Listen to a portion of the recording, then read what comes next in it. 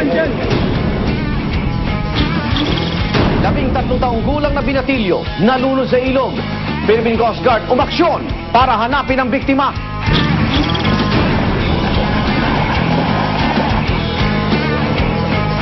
Angat mo dyan, sundali, angat mo. Kaya kahit naman sila hatakin at may oxygen naman sila at may equipment sila, pwede nilang puntahan yan. Imposible na andun pa yung biktima dahil sa lakas ng agos sa ilalim. Malamang po ang biktima ay natangay na ng malakas na agos. Isang lalaking bumibili lang sa tindahan na kursunadahan ng isang lasing sa Mandaluyong.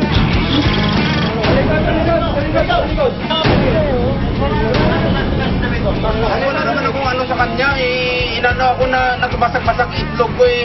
Malas naman na dumating na yung lasing na yun at bigla siyang garusunat at bigla siyang lupakan. Sinipa. Tapos sa mga igan, ako naman Arnold Clavio. Oras na ng totoong drama at aksyon dito sa Rescue! Isang 13 taong gulang na binatilyo, nalunod. Mabawi pa kaya ang biktimang nilamon na ng ilog? Noong Martes po, August 30, nandun daw po sila sa ilog nung 1:30, bumaba sila. Ngayon po, pagkatuwaan nilang pumunta ron sa bandang itaas para magpaanod. Bumalik ulit po sila sa taas, nagpaanod ulit at napunta ron sa lakas ng agos na yon dahil malakas nga po yung current ng tubig. Doon po siya parang pinulikat na. At nung hinagisan po siya ng styro, hindi na po niya nakapitan dahil meron po yung parang ipo-ipo na bigla po siyang hinigo pababa.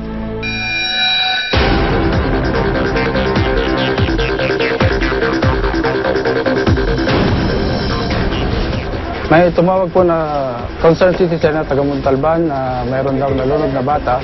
Tungkulin po ng Philippine Coast Guard ang retrieval operation sa mga ganitong may nalunod, especially sa aming unit, may Special Operations Group. At agad naman pumunta kami sa area at lugar kung saan nalunod ang bata.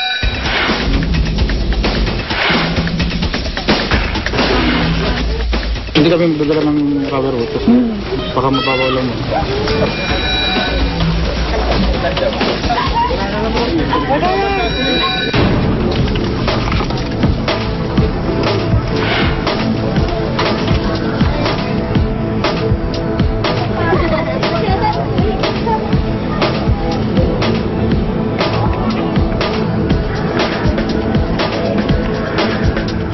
Pagdating sa area, nakipag-coordinate po kami sa pamilya at saka sa barangay para sa ganon matanong kung sino ang kasama niyang naglaro sa ilog.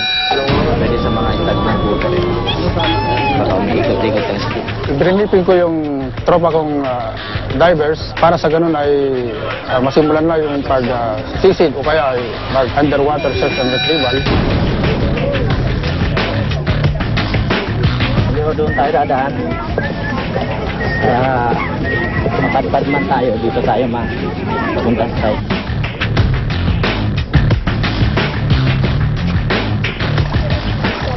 Ayon sa unang info na ibinigay ng bata, kung saan nalulog ang kanyang kasama ay sa kabilang side ng ilog. Kaya ang ginawa namin, lumangoy gamit ang tali para sa ganun ay madala namin ang mga gamit namin pang sisid o diving gears. Lakas ng agos ay natatangay kami. Nakawala tali. Po dati yung ilog na yun, nung time na ako'y madalas din napupunta dyan, ang ilog po na yun, yung itaas po niyan, may mga bato. Na pagka maliliit lang yung lapad niya, pagka yung sumisid ka sa ilalim, talagang napakalalim, meron siyang parang kuweba sa ilalim. Na kung tawagin po dyan dati, falls yan.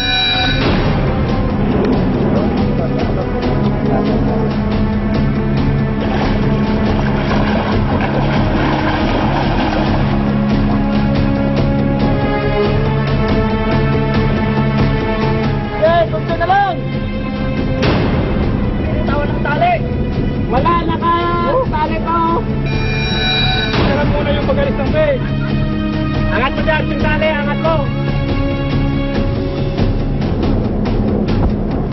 Sa baba ka na dumaan.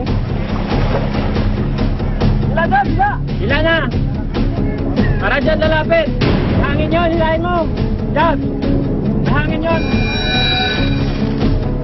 Ganda naman, Bob. Ganda na po dyan.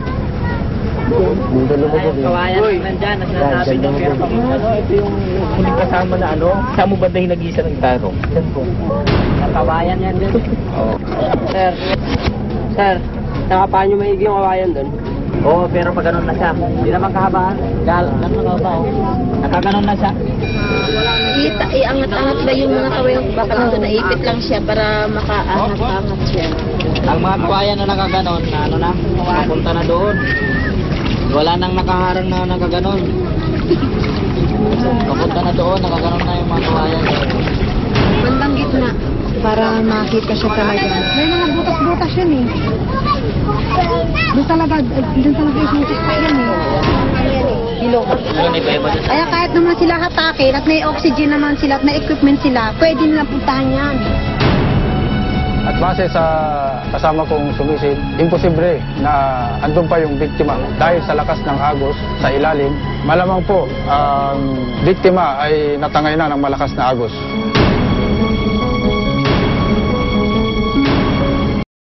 Tumatagal hindi pa nakikita ang biktima. Tila lumalabo ng pag-asang makita pa siyang buhay. Kaya ang Philippine Coast Guard umalaot muli para sa search and retrieval operation.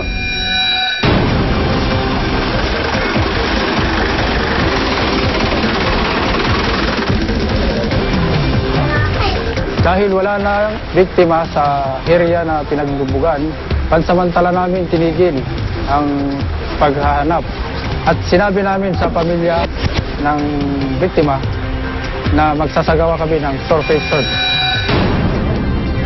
Tinatawag na surface search ay ginagawa ito gamit ang isang rubber boat para sa ganun ay makita na lumutang yung biktima.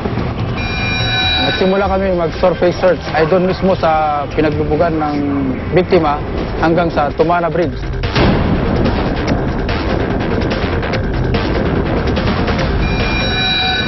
Tay, wala kang nakita. Ay, wala kayong nakitang bata? Malutang-lutang?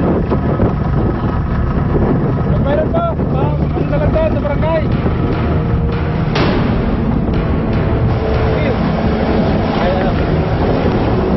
Hawak kayo, hawak.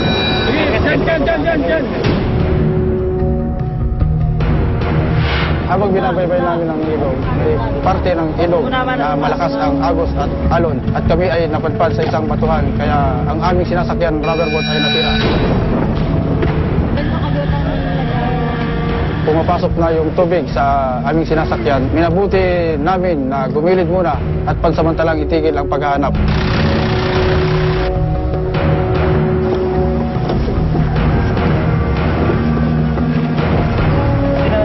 Tuklap. Tuklap. Mahaba lang. Sa kabila ng aming masusing paghahanap, tipo kami naging mapalad na makita ang kanyang bangkay. Sa ngayon po talagang parang minsan nabablangko rin yun.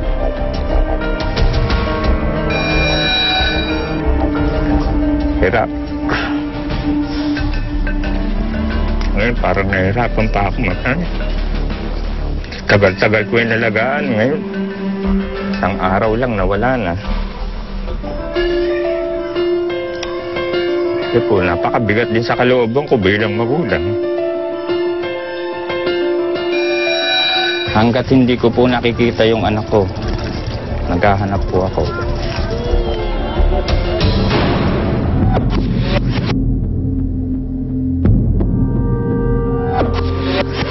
Linggo lang po ng tanghali, may nag-text din sa isang rescue na sinabi nga merong katawan na nakita sa Pasig. Alas 4:15 ng hapon sa bandang Pineda. Tanghali na yan, Timano, nagpunta po kami roon. Kung ipinakita sa akin yung bata, talagang hindi ko ma-identify dahil ang mukha niya talaga namagana. Mahigit na 1 oras ko talaga siyang nilapitan. Talagang bago lahat ng hinanap ko sa kanyang pagkakakilanlan ko, nakita ko naman huling-huling hinanap ko dun sa bata, yung grip. Nung inilabas po yung grip doon para po akong na talagang in-identify ko na talagang siya na yun.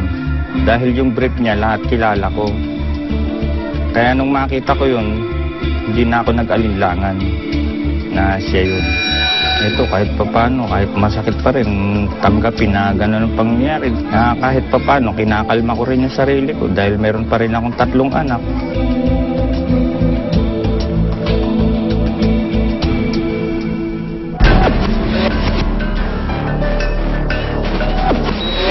Kung kayo po ay nasa sitwasyon na nalulunod, ang maipapayo po namin ay huwag pong magpanik at gamitin po ang kamay at saka paa para sa ganun ay makarating sa mababaw na parte ng ilog.